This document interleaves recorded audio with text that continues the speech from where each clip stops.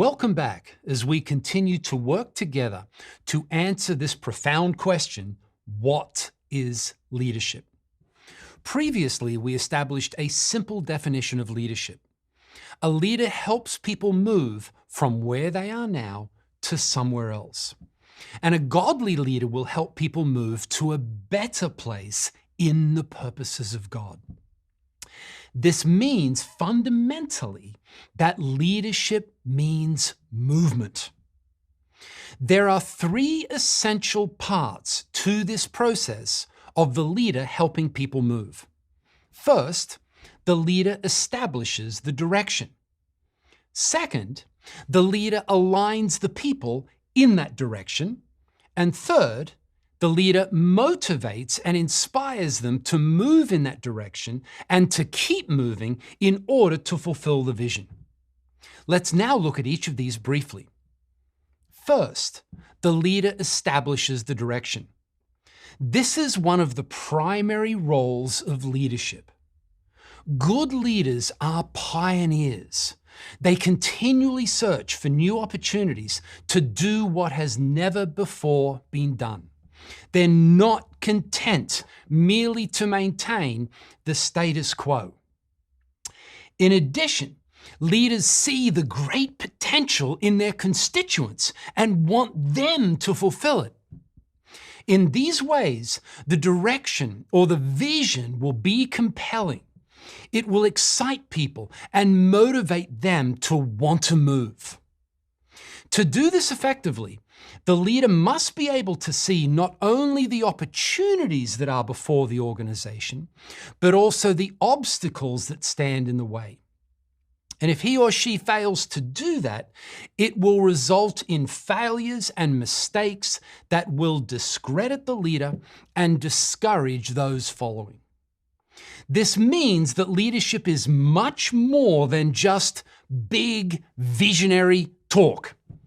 Anyone can talk big. Remember the story of the boy who cried wolf?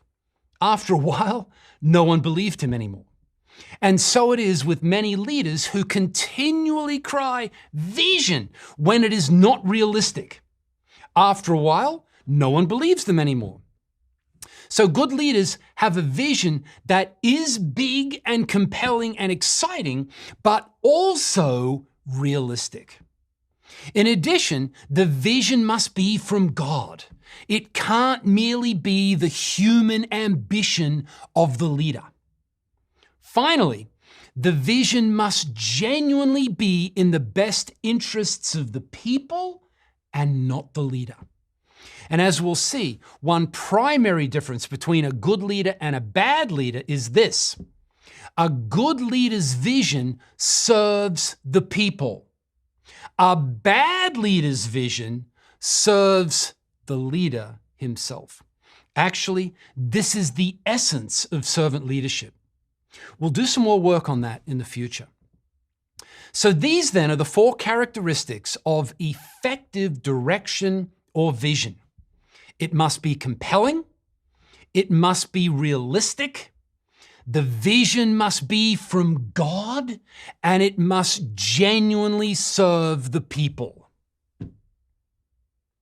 Second, the leader helps the people to be aligned with that direction, with the vision. After seeing the opportunities, the leader must then translate that vision into clear goals and objectives. And then he or she must help the people to understand and to own that vision. The people must be on board. Remember, a good leader helps people move. He doesn't force them. This means that the people must clearly understand and personally own the vision. In addition, they must trust the leader enough to follow him or her into the unknown future. This process of alignment takes time. A leader who has spent months or even years developing and clarifying the vision should not expect the people just to jump on board the first time they hear the vision. The people need time to understand it and to wrestle with its cost. For any change, there will be risk and a price that needs to be paid. So the people must embrace the risk and the cost and be willing to move. Also, the people are usually not as oriented to action and change as the leader is. Most people don't like change and don't want to change. Visionary leaders, on the other hand, are often excited by change. This is another reason why the people need sufficient time to become aligned with the vision. Listen to me. One of the most common errors of visionary leaders is that they attempt to jump from establishing the direction to beginning to move toward its achievement. Visionary leaders must be patient with their people. They must effectively help the people to be aligned first, before they begin to move. Having the vision is easy. Helping the people become aligned with that vision is hard.